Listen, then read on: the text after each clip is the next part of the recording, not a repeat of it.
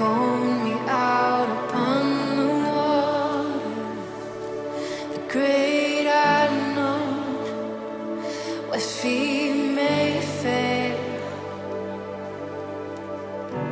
and there I find you in the mystery, in oceans deep, my faith will stand.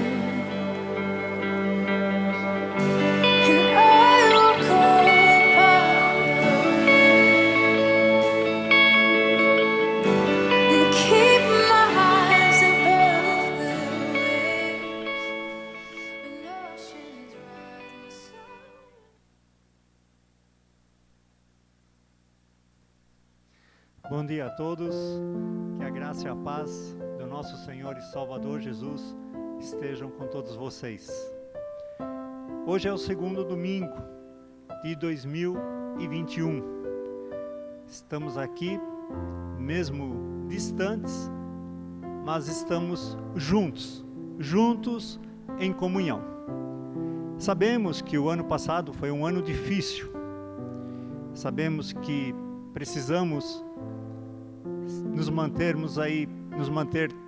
isolados, precisamos ficar ausentes dessa comunhão que tínhamos aqui, ausentes do café da manhã, mas estamos aguardando.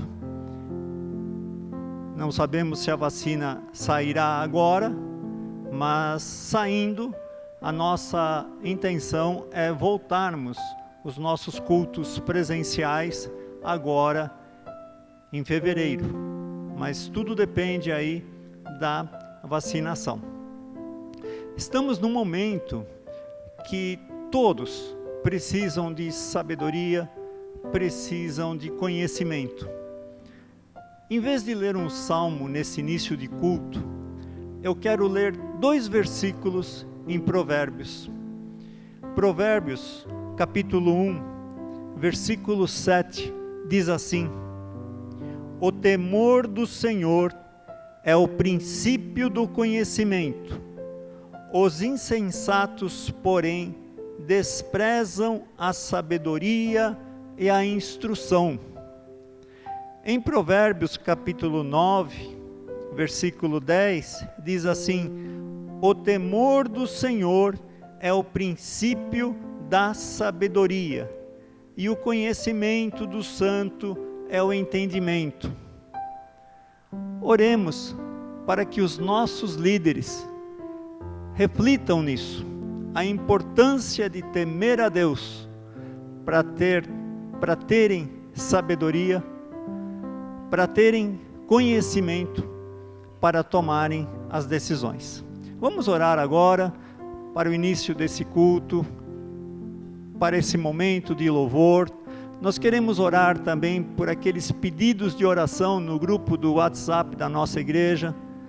Nós queremos agradecer também as orações respondidas. Nós queremos lembrar aqui do Natanael, da Daiane, que ela está em processo de recuperação. Vamos orar por essas pessoas e pelo culto. Senhor, nosso Deus, nosso Pai, nós queremos te agradecer por esta manhã. Te agradecemos por tudo que o Senhor tem realizado em nosso meio. Te agradecemos pelas orações respondidas. Te agradecemos pelo cuidado que o Senhor tem tido com essa igreja. E neste momento, ó Pai, nós queremos lembrar daqueles pedidos de oração. Lembramos também aqui, ó Deus, do Natanael, da Daiane, e que a recuperação dela seja por completo. Na Tua presença ainda, ó Deus, nós lembramos dos profissionais da área da saúde. Sabemos o quanto eles estão se esforçando para cuidarem das pessoas. Pedimos, ó Pai, pelos pesquisadores, pelos cientistas, para que essa vacina saia e que realmente ajude a população. É na Tua presença, ó Pai, que nós oramos pedindo por esse culto agora, em nome de Jesus. Amém.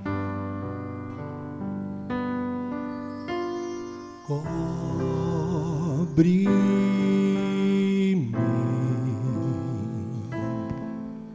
com tuas mãos, com poder, vem me esconder, Senhor.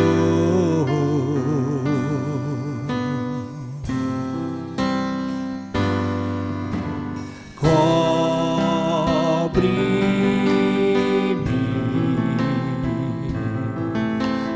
tuas mãos, com poder, vem me esconder, Senhor. Se o trovão e o mar se erguendo vem sobre a tempestade, eu voarei sobre as águas, tu também és rei. Descansarei, pois sei que és Deus.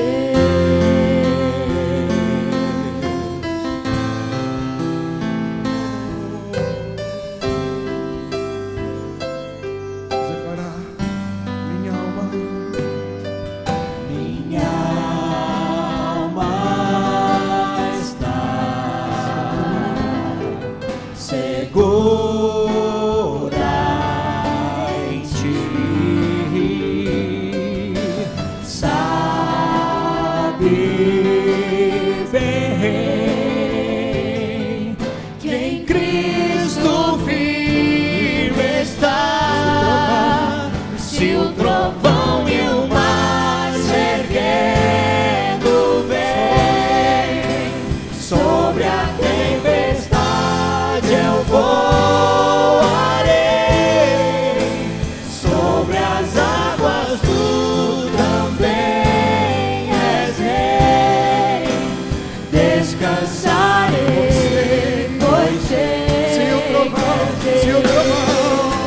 Se o trovão e o mar se erguendo vem sobre a tempestade, eu voarei sobre as águas, tu também és rei. Descansarei, pois sei que és Deus.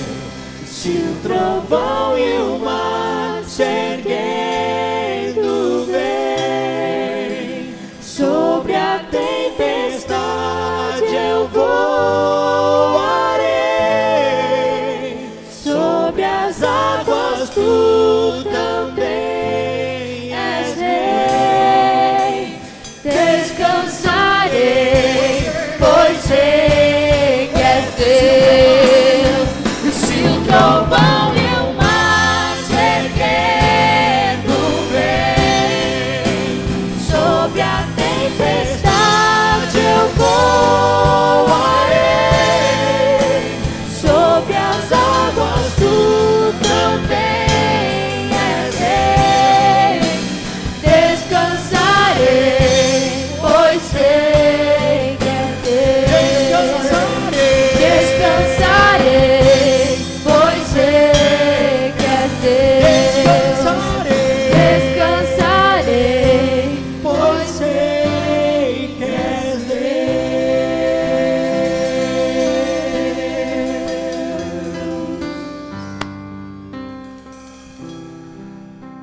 Queremos nesse momento agradecer à igreja, porque o ano passado, mesmo sendo um ano difícil para todos, essa igreja continuou ofertando.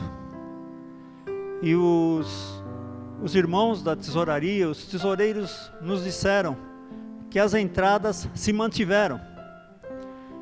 E o que a gente percebe nisso? O quanto essa igreja está fundamentada na palavra de Deus.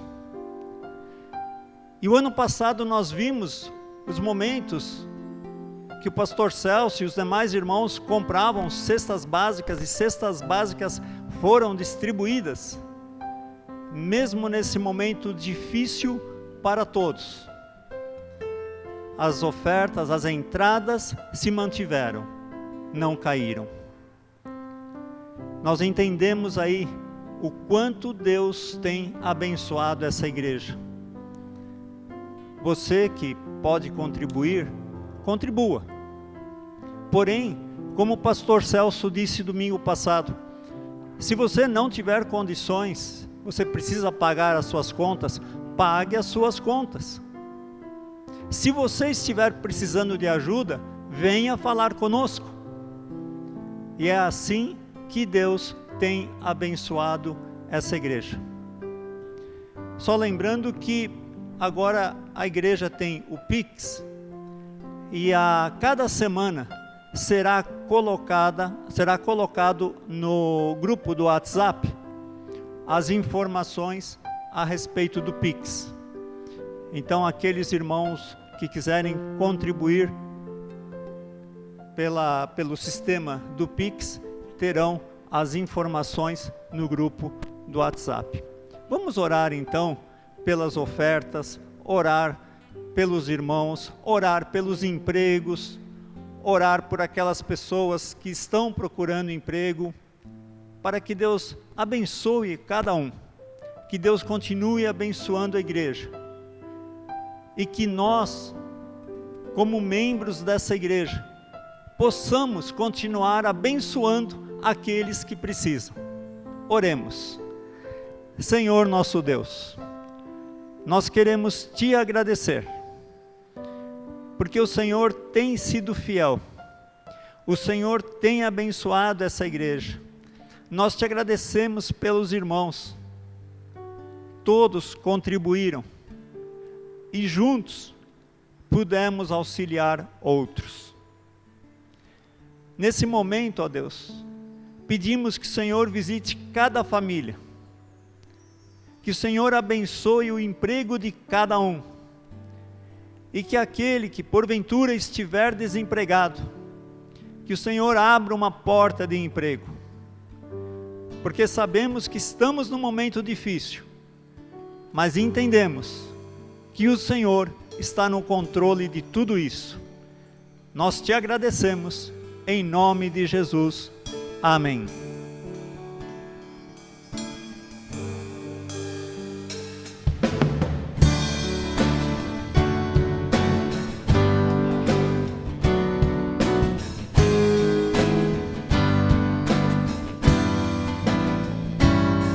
Quando Deus escolhe alguém, Ele mesmo faz tudo que determinou em seu coração. Capacita os chamados, fortalece os seus braços, pois a obra é dele e não falhará. Quando Deus escolhe alguém, vão obedecer, custe o que custar, é sempre o melhor. Ele cumpre a palavra que diz boa e agradável, perfeita é a vontade do Senhor. Te criou para triunfar, te escolheu para reinar, e viver como um herdeiro do que Jesus conquistou. Ele te fez um sonhador, com um propósito, uma visão. Nada vai frustrar os planos do Senhor. Você é um vencedor.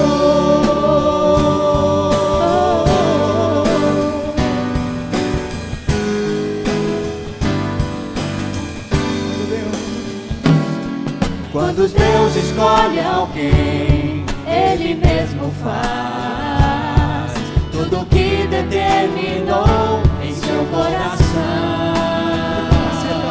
Capacita os chamados, fortalece os seus braços, pois a obra é dele e não falhará.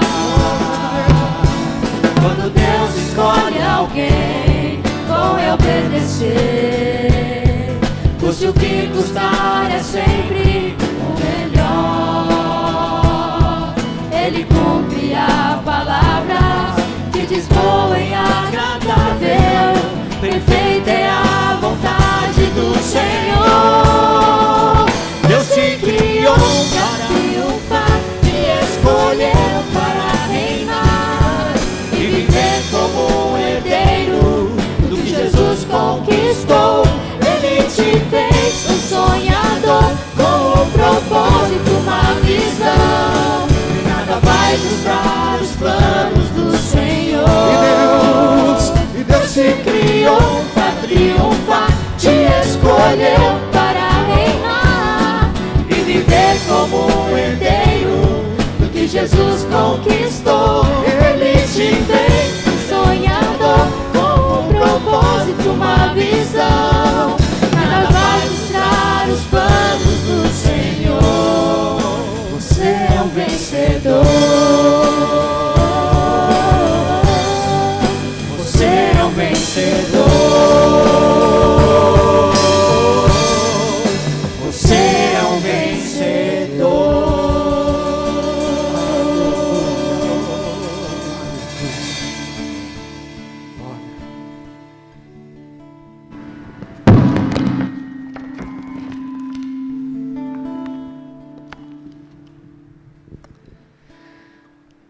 Evangelho de Lucas, capítulo 17, versículo 7 a 10. Evangelho de Lucas, capítulo 17, versículos 7 a 10. Assim diz a palavra de Deus: quem de vós, se tiver um servo que esteja lavrando a terra ou cuidando do gado, lhe dirá, quando ele voltar do campo, vem agora e senta-te à mesa? Por acaso não lhe dirá pelo contrário? Prepara-me a refeição, arruma-te e serve-me, até que eu tenha comido e bebido, e depois comerás e beberás? Por acaso agradecerá ao servo, porque este fez o que lhe foi ordenado? Assim também vós, quando fizerdes tudo o que foi ordenado, dizei, somos servos inúteis, fizemos somente o que devíamos fazer. Vamos falar hoje a respeito de obra de Deus, amor autêntico e obediência. O texto lido, por incrível que pareça, na conversa com os irmãos em várias igrejas, o versículo mais conhecido é o 10, é a última parte do versículo. Quando estamos falando de obra de Deus, conversando a respeito de fazer a obra de Deus, e as pessoas falam, olha, ainda nós somos servos inúteis. Percebemos nesse texto, que está falando da relação entre Senhor e servo. Ou poderíamos até dizer, Senhor e escravo.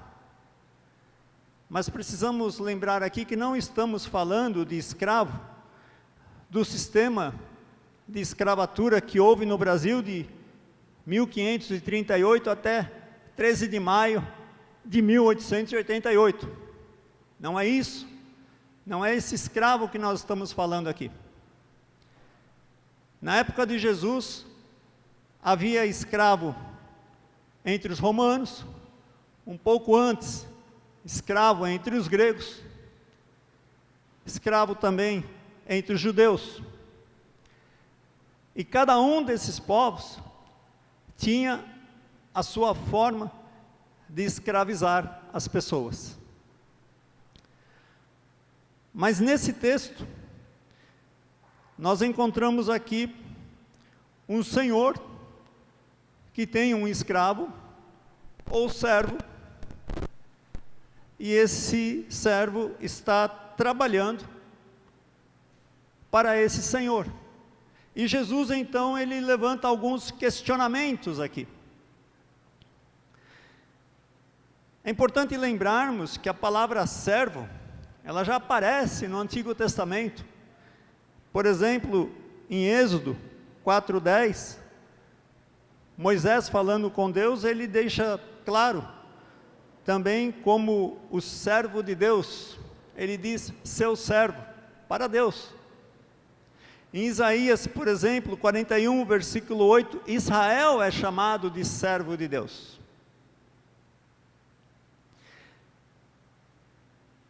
E quando nós olhamos para esse texto, percebemos que nos evangelhos há servos e há pessoas contratadas. No caso de servo, era muito comum famílias pobres, bem pobres, paupérrimas, muitas vezes, permitia que o seu filho, quando crescesse, adquirisse uma certa idade, ele fosse para uma fazenda, para uma casa de um nobre, e ali então ele se tornaria um servo, com o objetivo de pelo menos ter o alimento de cada dia. Era muito comum isso. Por outro lado, na Bíblia, nós encontramos, por exemplo, em Marcos capítulo 1, versículo 20, nós encontramos Zebedeu, quando Jesus está chamando os seus discípulos. Versículo 20 diz assim: e logo os chamou, e eles passaram a segui-lo, deixando seu pai Zebedeu com os empregados no barco. Então é comum nós encontrarmos nos evangelhos tanto servos como pessoas contratadas. E como eu disse, é muito conhecido o versículo 10, justamente por essa questão, nós somos servos inúteis. Mas eu fico pensando se a palavra inútil seria a mais adequada. E por que eu faço essa pergunta? Porque olhando para esse senhor, pela lógica, se esse servo fosse inútil, não faria sentido ele estar trabalhando ali. Teria que demiti-lo. Para que eu vou precisar de um servo se ele é inútil? Não faz sentido. Mas quando nós olhamos outras traduções, nós encontramos a palavra indigno. Ou seja, eu não sou digno disso ou daquilo. E aí nós percebemos que nessa tradução a palavra inútil, ela fica um pouco estranha aos nossos ouvidos, mas a palavra indigno, ela nos mostra que o servo, ele fez aquilo que deveria fazer. Nada mais do que isso. Por outro lado, nós temos uma outra questão, porque nessa parábola, sendo uma parábola aqui, nessa parábola, quem está servindo é o servo. Mas quando nós lemos, por exemplo, a parábola do servo vigilante, Lucas, capítulo 12, versículo 37, nós encontramos a seguinte palavra: bem-aventurados aqueles que o servo, quando chegar, achar alertas.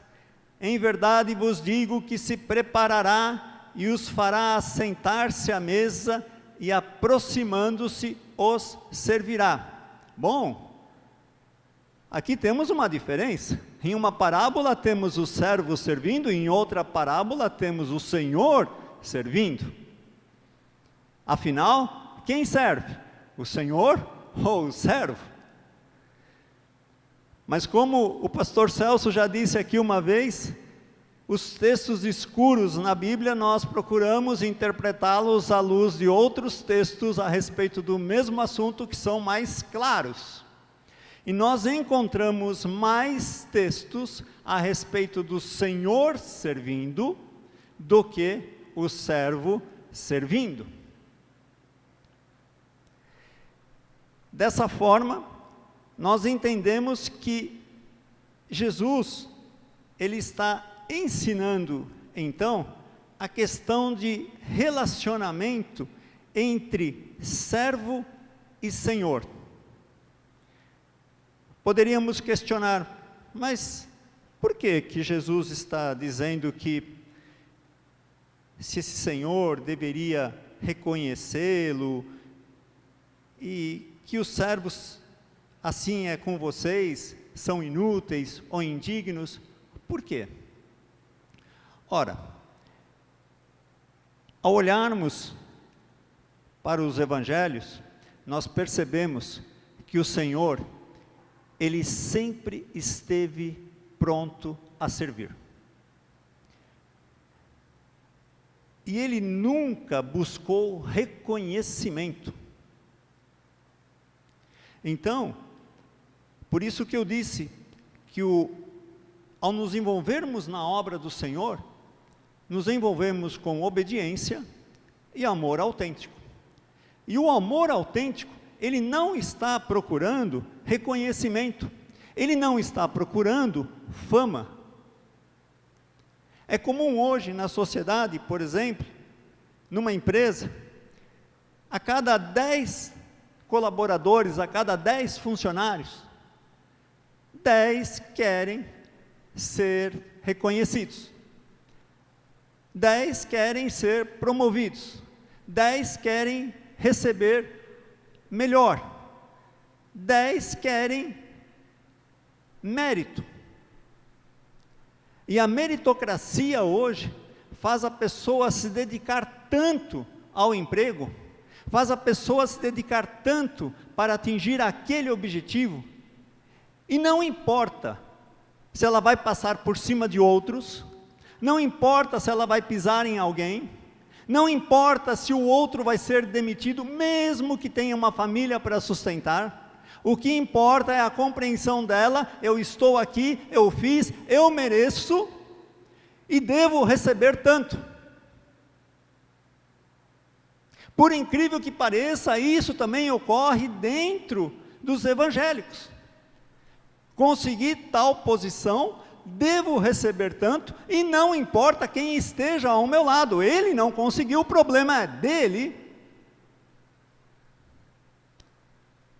Mas quando olhamos para Jesus, nós vemos Jesus não preocupado com essa questão da meritocracia. Pelo contrário, ele está fazendo. Nós olhamos os evangelhos, Jesus vai fazendo, ele só vai demonstrando o amor. Até em um determinado momento ele questiona, ele curou 10 leprosos e apenas um veio agradecê-lo. E com certeza ele questiona no seguinte sentido: os 10 leprosos, os 9 então não reconheceram, não perceberam o que Deus fez? Então essa questão da meritocracia é uma questão muito séria, porque o servo de Deus, ele não precisa de projeção. Vocês lembram de algum momento Jesus procurando se projetar nos evangelhos? Não existe. Pelo contrário, ele fazia os sinais e falava: olha, fiquem calados. Você vê em algum momento Jesus procurar fama nos evangelhos? De forma nenhuma. Por quê? Porque na obra de Deus não há meritocracia. E quando nós pensamos em meritocracia na obra de Deus, a situação fica mais séria ainda quando olhamos para a teologia da prosperidade e os líderes incentivam as pessoas a ofertarem com o objetivo de serem abençoados. Se eu ofertar X valor, vou ser abençoado dessa forma, mas se eu ofertar 10X, vou ser abençoado dessa forma, 100X, vou ser abençoado dessa forma. E o líder ainda avisa: tomem cuidado, Porque quando a bênção chegar, você tem que tomar posse da bênção. Porque se você não for abençoado, a culpa é sua, pela falta de fé. Pura meritocracia. Sinto muito dizer que a expressão tomar posse da bênção não há na Bíblia. Repito, a expressão tomar posse da bênção não há na Bíblia. Sinto muito dizer. Por quê? Porque segundo Efésios 1:3, nós já fomos abençoados com todas as bênçãos espirituais em Cristo Jesus. Quando fomos salvos em Jesus Cristo. Então, o que fizermos daqui para frente é apenas trabalharmos na obra do Senhor. Nós não estamos esperando algum mérito. Então, nesse sentido, o que Jesus está tratando nessa parábola? Jesus está tratando do relacionamento entre o servo e seu senhor. O senhor tem o direito de solicitar seu servo integralmente. O servo oferece lealdade, mesmo sendo um trabalho árduo, mas ele oferece lealdade. E por que ele oferece lealdade? Porque ele sabe que tudo aquilo que o Senhor tem, o campo onde o servo trabalha, foi confiado às suas mãos, às mãos do servo. Ele sabe que ele está ali trabalhando para o seu Senhor, mas o seu Senhor está confiando nele. O seu Senhor deixa ele desfrutar de tudo aquilo que o seu Senhor tem. Então, nesse sentido, por mais que o Senhor aqui não esteja servindo, mas Jesus está mostrando qual é o relacionamento entre servo e Senhor. Ou seja, a questão não é meritocracia. A questão é amor autêntico. E quando nós falamos de amor autêntico, nós não estamos pensando o quanto vamos receber. Seja receber de homens, seja receber no futuro. Não sei se alguém pegou essa época, quando entre os evangélicos falava, Deus vai aumentar uma pedrinha na sua coroa. Não sei se alguém pegou essa época. Você fazia algo, Deus vai aumentar uma pedrinha na sua coroa. Era muito comum nós ouvirmos essas falas no passado.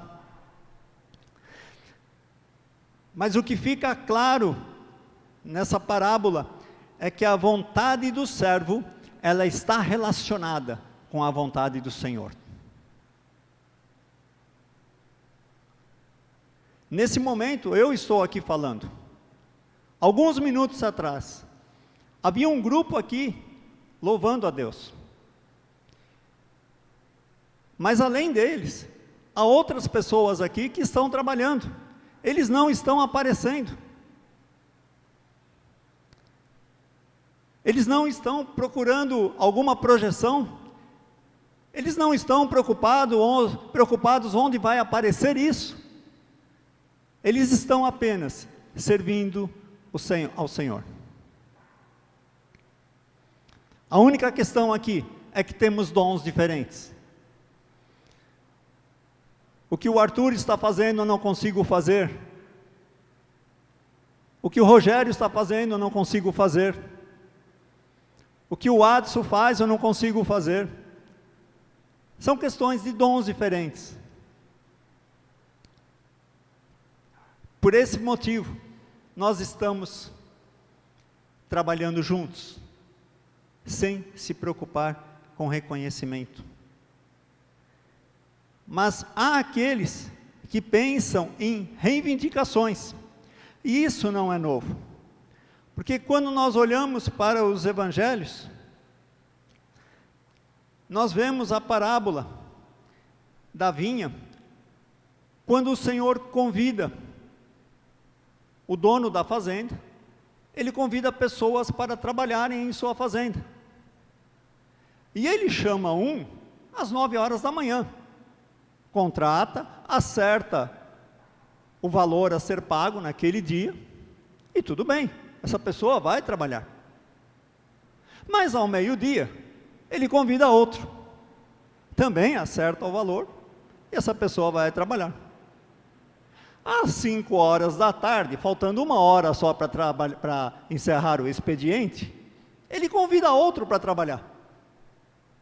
Acerta o valor e a pessoa vai trabalhar. Na hora do pagamento, aquele que começou às 9 da manhã, percebe que aquele que entrou às 5 da tarde está ganhando o mesmo que ele. E ele questiona: Senhor, que injustiça é essa? Como pode? Eu entrei aqui às 9, o Senhor está me pagando o mesmo valor que ele que entrou às 5? Isso é uma injustiça. Como pode? Lembram a resposta do Senhor? O que o Senhor fala? Qual foi o valor que eu combinei com você? Não foi esse? Não está certo? Está. E para você, é mal aos seus olhos eu fazer o bem ao outro? Olha a resposta desse Senhor. É mal aos seus olhos eu ajudar o outro? Eu não estou te pagando o que foi combinado, mas o fato de eu estar fazendo bem ao outro, você fica incomodado? Isso faz mal aos seus olhos? O que nós entendemos aí, irmãos? Para Deus não há limites na misericórdia. Então não adianta ficarmos pensando em meritocracia, não adianta ficarmos pensando o quanto eu vou ganhar com isso. O amor autêntico é realmente essa dedicação sem pensar o que vem de volta. Há um teólogo, o nome dele é Günther Bornkamm. Naquela passagem de Mateus 25, 34, quando Jesus já está falando do que acontecerá no final, e Jesus diz: vinde benditos de meu Pai, entrai na posse do reino que está preparado desde a fundação do mundo. As pessoas então, admiradas com a sentença do juiz, vão perguntar: mas Senhor, quando que nós fizemos alguma coisa? Porque o juiz dirá: olha, vocês cuidaram de mim quando estava com fome, quando estava com sede, quando foram me visitar, quando estava doente, na prisão. E eles vão dizer: Senhor, quando nós fizemos isso, Senhor? Nós não fizemos isso de forma nenhuma.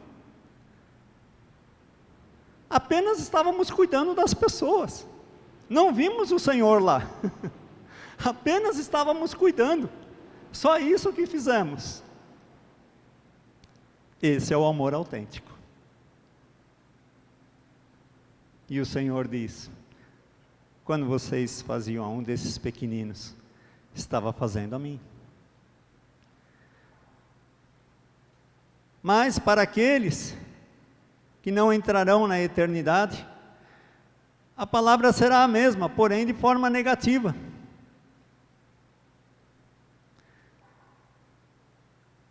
Vocês não foram visitar, vocês não foram ajudar. E eles questionarão, quando o Senhor disser que não foi feito a ele, eles questionarão: ah, Senhor, se soubéssemos. Esse teólogo fala, eles até poderão questionar da seguinte forma: se soubéssemos que era por o Senhor, nós faríamos algo melhor. Se soubéssemos que era para o Senhor. Mas não. Entendemos que na obra de Deus não há meritocracia. Entendemos que na obra de Deus o amor é autêntico. E quando o amor não é autêntico, precisamos rever o nosso relacionamento com Deus. Ah, mas e os galardões, e as recompensas? Não devo me preocupar com isso? Eu digo, faça o melhor. Sabe por quê? Porque Apocalipse, capítulo 4, versículo 10, diz o seguinte: os 24 anciãos que estão na presença do Senhor, eles vão declarar toda a honra e toda a glória ao Senhor. O texto diz assim: os 24 anciãos prostravam-se diante do que estava sentado no trono, adoravam o que vive pelos séculos dos séculos, e lançavam suas coroas do trono. Lançavam as suas coroas. Irmãos, todo galardão que recebermos não é por mérito, é para depositar nos pés de Jesus. Tudo que recebermos não é nosso, é simplesmente para depositarmos nos pés do nosso Senhor. Foi Ele que nos comprou, e não nos comprou com prata, com ouro, com dinheiro, comprou com sangue. E foi Ele quem deu o exemplo de servir. Servir de tal forma, a ponto de entregar sua vida por amor a nós. Foi Ele. Toda a honra e toda a glória ao nosso Deus. E que o nosso amor seja autêntico na obra de Deus. Que o nosso relacionamento seja um relacionamento profundo com Deus, para que isso possa ser desenvolvido em sua obra. Oremos. Senhor nosso Deus, nós te agradecemos, porque o Senhor foi misericordioso. O Senhor nos amou primeiro. O Senhor se revelou. O Senhor se apresentou a nós. E agora, te conhecendo como Senhor e Salvador, o Senhor nos convida para anunciar a tua palavra. O Senhor nos convida para ajudar o próximo. O Senhor nos convida para ensinar, para aconselhar, para perdoar e para ser perdoado. Nós te agradecemos, ó Deus, porque o teu Filho, como exemplo de tudo isso, ele não buscou nenhuma fama, nenhuma projeção. Ele simplesmente fazia aquilo que era o mais importante, a tua obra. Por isso pedimos, ó Deus, aumente a nossa fé, para que juntos possamos desenvolver a tua obra, possamos amar, mas com amor verdadeiro, sem pensar naquilo que iremos receber, sem esperar algo de troca. Nós oramos em nome de Jesus. Amém.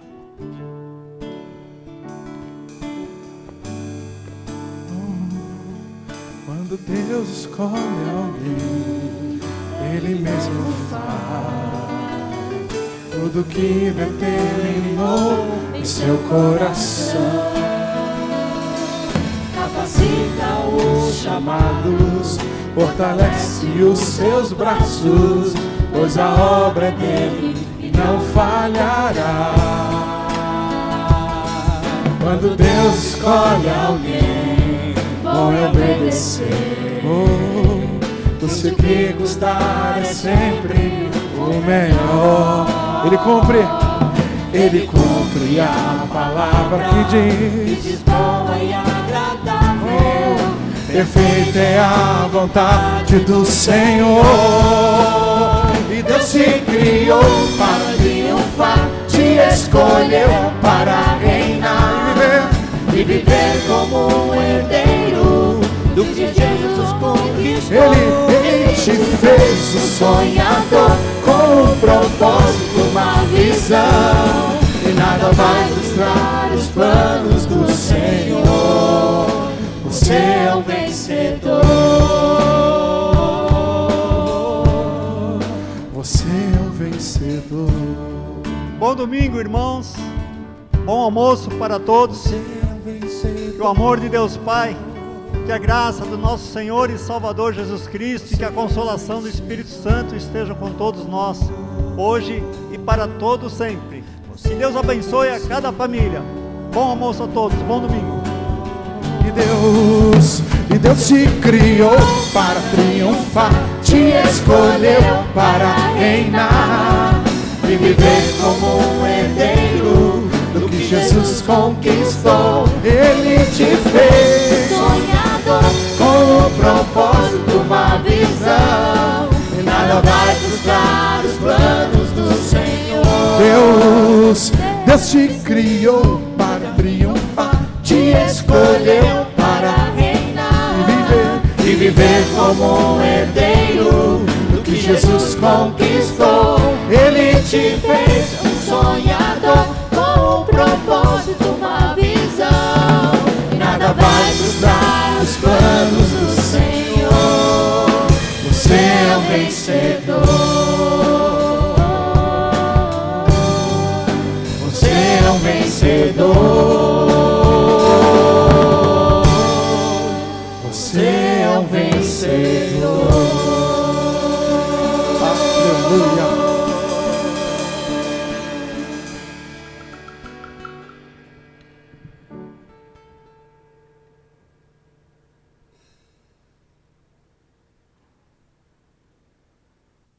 Thank you.